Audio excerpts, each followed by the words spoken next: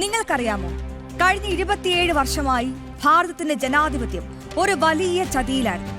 1996 മുതൽ 2023 വരെ പാർലമെന്റിന്റെ ഇടനാഴികളിൽ സ്ത്രീകളുടെ അവകാശങ്ങൾ ചവിട്ടിമെതിക്കപ്പെട്ടു.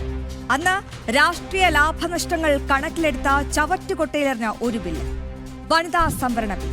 ഇന്നിതാ അത് യാഥാർത്ഥ്യമാക്കാൻ പോവുകയാണ്. ഒരൊറ്റ നീക്കം, പതിറ്റാണ്ടുകളുടെ കാത്തിരിപ്പിന് മോദി സർക്കാർ അന്ത്യം കുറിച്ചിരിക്കുന്നു. ഇതാ നാരീശക്തി വന്ദൻ അധിനിയം. വെറുമൊരു ബില്ലല്ല, ഇത് ഇന്ത്യൻ രാഷ്ട്രീയത്തിലെ നരേന്ദ്രമോദിയുടെ സർജിക്കൽ സ്ട്രൈക്കാണ്. വനിതാ സംവരണത്തിന്റെ പേരിൽ ഇന്ന് മുതലക്കണ്ണീർ ഒഴുക്കുന്നവർ ചരിത്രം മറക്കരുത്. കോൺഗ്രസും സമാജ്വാദി പാർട്ടിയും RJDയും ഇടതു പാർട്ടികളും ഈ ബില്ലിനോട് എന്താണ് ചെയ്തത് നമുക്ക് പരിശോധിക്കാം. ആദ്യം, എന്താണ് വനിതാ സംവരണ ബിൽ? ലളിതമായി പറഞ്ഞാൽ, ലോക്സഭയിലും സംസ്ഥാന നിയമസഭകളിലും 33% സീറ്റുകൾ സ്ത്രീകൾക്കായി സംവരണം ചെയ്യുന്നു. ഇത് 128ാം ഭരണഘടനാ ഭേദഗതി ബില്ലായാണ് അവതരിപ്പിക്കപ്പെടുന്നത്. നിലവിൽ ലോക്സഭയിലുള്ള 543 അംഗങ്ങളിൽ 181 പേർ ഇനി വനിതകളായിരിക്കും. സംവരണത്തിനുള്ളിലെ സംവരണം ഇതിന്റെ പ്രധാന പ്രത്യേകതയാകും. അതായത് SC/ST വിഭാഗങ്ങൾക്കായി നിലവിൽ സംവരണം ചെയ്തിട്ടുള്ള സീറ്റുകളിലും 33% വനിതകൾക്കായി നീക്കിവെക്കും. പ്രാഥമികമായി 15 വർഷത്തേക്കാണ് ഈ സംവരണം ഏർപ്പെടുത്തിയിരിക്കുന്നത്. പാർലമെന്റിന് ഇത് പിന്നീട് നീട്ടാവുന്നതാണ്. പ്രധാനമന്ത്രി നരേന്ദ്രമോദി ഇവിടെയാണ് ദൃഢനിശ്ചയത്തിന്റെ സൂപ്പർ സ്റ്റാർ ആകുന്നത്. ഈ ബില്ലിന്റെ വിജയത്തിന് പിന്നിലെ ഒരേ ഒരു പേര് നരേന്ദ്രമോദിയാണ്. 1996 മുതൽ HD ദേവഗൌഡ, മൻമോഹൻ സിംഗ് ഇവരുടെയൊക്കെ കാലത്തെല്ലാം ഈ ബില്ല് അവതരിപ്പിക്കപ്പെട്ടുവെങ്കിലും സഖ്യകക്ഷികളുടെ സമ്മർദ്ദത്തിന് വഴങ്ങി ഓരോ തവണയും പിൻവലിക്കപ്പെട്ടു. വോട്ട് ബാങ്ക് രാഷ്ട്രീയത്തിന് മുതിരാതെ സ്ത്രീകളെ രാജ്യത്തിന്റെ നട്ടെല്ലായി കണ്ടുകൊണ്ട് മോദി സർക്കാർ ഈ ബിൽ പാസാക്കാനൊരുങ്ങുകയാണ്. ഇന്ത്യൻ ജനാധിപത്യത്തിന്റെ മുഖസ്ഥായ മാറ്റാൻ പോകുന്ന ചില പ്രധാന മാറ്റങ്ങൾ നമുക്കൊന്ന് നോക്കാം. ഗ്രാമീണ മേഖലയിലെയും നഗരമേഖലയിലെയും സ്ത്രീകളുടെ പ്രശ്നങ്ങൾ പാർലമെന്റിൽ കൂടുതൽ കരുത്തോടെ അവതരിപ്പിക്കപ്പെടും.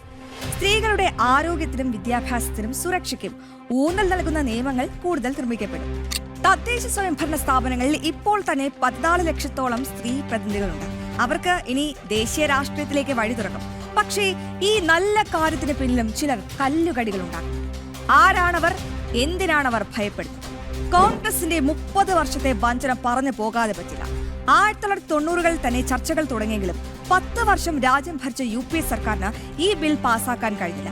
2010 രാജ്യസഭയിൽ പാസാക്കിയിട്ടും ലോക്സഭയിൽ ഇത് അവതരിപ്പിക്കാൻ പോലും സോണിയാഗാന്ധിയുടെ നേതൃത്വത്തിലുള്ള കോൺഗ്രസ് ഭയന്നു. സഖ്യകക്ഷികളായ സമാജ്വാദി പാർട്ടിയെയും രാഷ്ട്രീയ ജനതാദളിനെയും പിണക്കാൻ അവർ തയ്യാറായിരുന്നില്ല.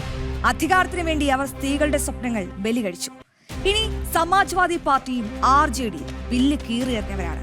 ഈ ബില്ലിനെ ഏറ്റവും ക്രൂരമായി എതിർത്തത് മുലായം സിംഗ് യാദവിന്റെ SP-യും ലാലു പ്രസാദ് യാദവിന്റെ RJDയുമാണ്. 1997 അന്നത്തെ മന്ത്രിയുടെ കയ്യിൽ നിന്ന് ബില്ല് പിടിച്ചു വാങ്ങി കീറിയെറിഞ്ഞ ചരിത്രമാണ് ഇവർക്കുള്ളത്. സ്ത്രീകൾ വന്നാൽ പാർലമെന്റിൽ വിസിൽ വിളി കേൾക്കാമെന്ന് വരെ പരിഹസിച്ച നേതാക്കൾ ഇന്ന് അതേ പാർട്ടികളിലുണ്ട്. ഇന്നവർ OBC കോട്ടയെക്കുറിച്ച് സംസാരിക്കുന്നത് ബില്ല് അട്ടിമറിക്കാനുള്ള തന്ത്രം മാത്രമാണ്. ഇനി ഇടതുപക്ഷത്തിന്റെ ഇരട്ടത്താപ്പ് അതുകൂടി പറയാം. പുറമേ സ്ത്രീപക്ഷവാദം പറയുന്ന ഇടതുപക്ഷം നിർണായക ഘട്ടങ്ങളിലൊന്നും തങ്ങളുടെ രാഷ്ട്രീയ സ്വാധീനം ഉപയോഗിച്ച് ഈ ബിൽ പാസാക്കാൻ സമ്മർദ്ദം ചെലുത്തിയില്ല. ഭരണം നിലനിർത്താൻ സങ്കുചിത രാഷ്ട്രീയത്തിന് അവർ കൂട്ടുനിന്നു. ഇന്ത്യ മുന്നണിയുടെ ഡേർട്ടി അജണ്ട.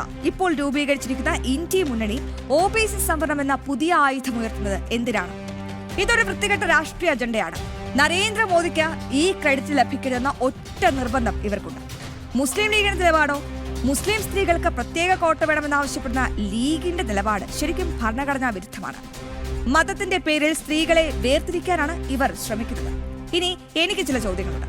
ചോദ്യം നമ്പർ 1, അന്ന് അധികാരത്തിലിരുന്നപ്പോൾ OBC കോട്ടയെക്കുറിച്ച് മിണ്ടാതിരുന്ന കോൺഗ്രസ് ഇന്ന് അതിനായി വാദിക്കുന്നത് ജനങ്ങളെ വിഡ്ഢികളാക്കാനില്ലേ? ചോദ്യം നമ്പർ 2, പാർലമെന്റിൽ ബില്ല് കീറിയെറിഞ്ഞ സമാജ്വാദി പാർട്ടിയുമായി ചേർന്ന് എങ്ങനെയാണ് കോൺഗ്രസിന് സ്ത്രീ ശാക്തീകരണത്തെക്കുറിച്ച് സംസാരിക്കാൻ കഴിയുന്നത്? ഇനി അവസാനത്തെ ചോദ്യം, സ്ത്രീകളെ ജാതിയുടെയും മതത്തിന്റെയും പേരിൽ ഭിന്നിപ്പിക്കാൻ ശ്രമിക്കുന്ന ഈ രാഷ്ട്രീയ കൂട്ടുകെട്ടിന്റെ ലക്ഷ്യം അധികാരം മാത്രമാണെന്ന് വ്യക്തമല്ലേ?